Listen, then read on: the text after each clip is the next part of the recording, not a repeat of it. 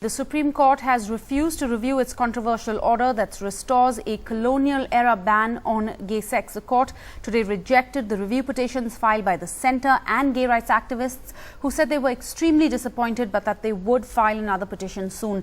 The Supreme Court had ruled in December that Section 377, a 19th century statute of the Indian Penal Code that bans sex against the order of nature, is constitutionally valid, sparking dismay in India and abroad. This, of course, meant that gay sex is an offence that's punishable up to life imprisonment. The Delhi High Court had struck it down in 2009, but the Supreme Court bench has said that it's up to the government to change the laws.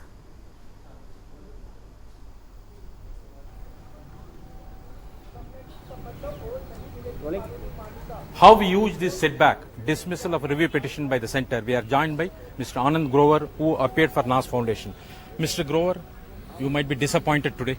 I'm extremely disappointed because ordinarily, as you know, review petitions are dismissed, 99%. But all of us thought we had a very good case. And in that context, I'm disappointed. But I'm not, a person who will actually give up. So the battle has to go on and the war will be won. But do you think at least some sort of open court hearing should have been given by the court? I thought with the issue being raised everywhere and lots of people venting their views on it, it would have been appropriate. But it's not for me to suggest to the judges what they should do, and we are disappointed that they did not list it for open hearing. So because most of the judges are 60 plus, do you think they don't understand the reality around them? In this case? In our country, there's a disconnect between older people and younger people. You see that in elections, you see the emergence of AAP. And Mr. Nariman made that point the other day on television that, older people see things differently. Maybe there's a cause in that. I can't venture to suggest what the reason is. Motivations of judges are not something that we can attribute anything to. So what are the options before you as well as centre now? Well, in terms of judicial route, there is the curative petition. Even the central government can use that option. It's up to them. But I think they have resolved to fight it out. As far as we are concerned, we also have other options in terms of filing fresh petitions, because there are grounds for that.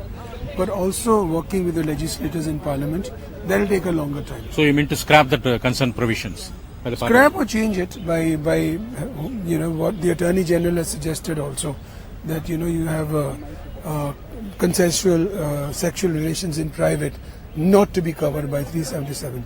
But only just a few months, hardly 2-3 months to go before the elections. So that's why I think the legislative route has no urgent recourse.